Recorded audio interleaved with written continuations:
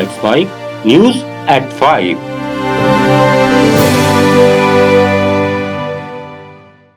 Let's Mike अब तक की खबरों के साथ मैं महेश। बिहार विधानसभा चुनाव के पहले चरण की 121 सीटों पर नामांकन की प्रक्रिया पूरी हो गई है। मतदान 6 नवंबर को होगा। नामांकन खत्म होने के बाद भी महागठबंधन में सीटों की खींचातान खत्म नहीं हुई है। कांग्रेस ने 48 और सीपीआई एमएल ने 18 कैंडिडेट के नामों का ऐलान किया है। राजद ने उम्मीदवारों की एक भी लिस्ट जारी नहीं की। नामांकन के आखिरी दिन आरजेडी, कांग्रेस और वीआईपी अपने अपने उम्मीदवारों को पार्टी का सिंबल बांटते रहे। 10 सीटों पर महागठबंधन की पार्टियों ने एक दूसरे के खिलाफ उम्मीदवारों को उतार दिया है। कांग्रेस और आरजेडी ने 5 सीटों पर अपने अपने कैंडिडेट उतारे हैं। 3 सीटों पर सीपीआई और कांग्रेस, 1 सीट पर वीआईपी और आरजेडी में मुकाबला होगा।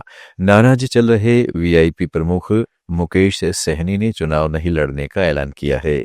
उन्होंने कहा है कि वे डिप्टी सीएम बनेंगे, राज्यसभा नहीं जाएंगे। उधर एनडीए की 5 पार्टियों ने आपसी तालमेल से उम्मीदवार उतार दिए हैं।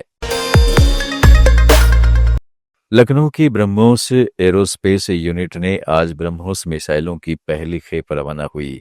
रक्षा मंत्री राजनाथ सिंह और मुख्यमंत्री आदित्यनाथ ने इसे सरोजनी नगर स्थित यूनिट से रवाना किया। यूनिट मिसाइल इंटीग्रेशन, टेस्टिंग और क्वालिटी एग्जामिनेशन जैसी मॉडर्न सुविधाओं से लैस है। दोनों ने सुकोई लड़ाकू विमान के जरिए से ब्रह्मोस के वर्चुअल हमले को देखा।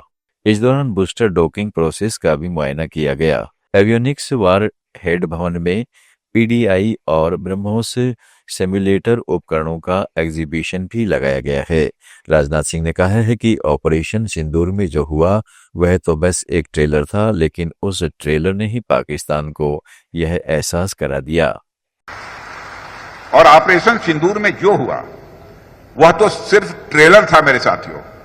ऑपरेशन सिंदूर में जो हुआ वह तो केवल एक ट्रेलर था, पर उस ट्रेलर ने ही पाकिस्तान को यह एहसास दिला दिया कि अगर भारत पाकिस्तान को जन्म दे सकता है तो समय आने पर वह, अब आगे मुझे बोलने की कोई जरूरत नहीं है, आप सब खुद समझदार हैं। कहने का अर्थ यह है साथियों कि ऑपरेशन सिंदूर में ब्रह्मोस का जो प्रैक्टिकल डिमॉन्स्ट्रेशन हुआ है उसने देशवासियों और पूरी दुनिया में ब्रह्मोस के लिए एक कॉन्फिडेंस, एक आत्मविश्वास पैदा किया है। इसलिए इस कॉन्फिडेंस को बनाए रखना अब आपकी जिम्मेदारी है और देश और दुनिया की यह जो उम्मीद है यह हमारे लिए एक बहुत बड़ा अवसर भी है।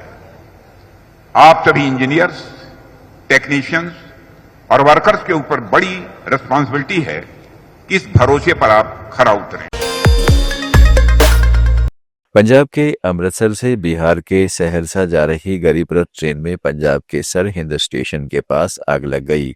यह आग 19 नंबर एसी बोगी में शॉर्ट सर्किट के कारण लगी। इसमें लुधियाना के भी कई व्यापारी सफर कर रहे थे। बोगी नंबर 19 में सवार एक यात्री ने आग लगते ही ट्रेन की चेन खींच दी।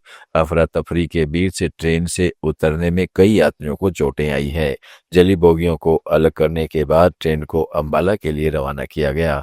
उधर रेलवे की ओर से जारी बयान में कहा गया है कि घटना में कोई जनहानि नहीं हुई है। दिवाली से 2 दिन पहले ही दिल्ली में प्रदूषण बढ़ गया है। राजधानी के कई इलाकों में एयर क्वालिटी इंडेक्स 350 के पार चला गया है। सीपीसीबी के मुताबिक AQI 367 दर्ज किया गया। सबसे ज्यादा AQI 370 आनंद विहार में रहा। उसके बाद वजीरपुर में 328, जहांगीरपुरी में 324 और अक्षरधाम में 369 रहा।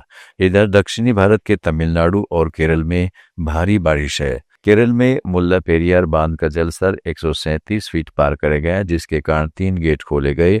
इससे निचले इलाकों में पानी भर गया है। कन्याकुमारी, तिरुनेलवेली, तेनकाशी, तूतीकोरन, विरुधुनगर, कांचीपुरम, चेन्नई, चेंगलपट्टू, तिरुवल्लूर, कुडालोर, तिरुवन्नामलाई और रानीपेट जिलों में भी तेज बारिश हुई। यदि अभी तक की खास खबरें, जुड़े रहेगा लेट्स माइक के साथ। अगला बुलेटिन 6 बजे। आप सुन रहे थे let's Mike more than radio. Follow कीजिए हमें हमारे सोशल मीडिया प्लेटफॉर्म्स पर।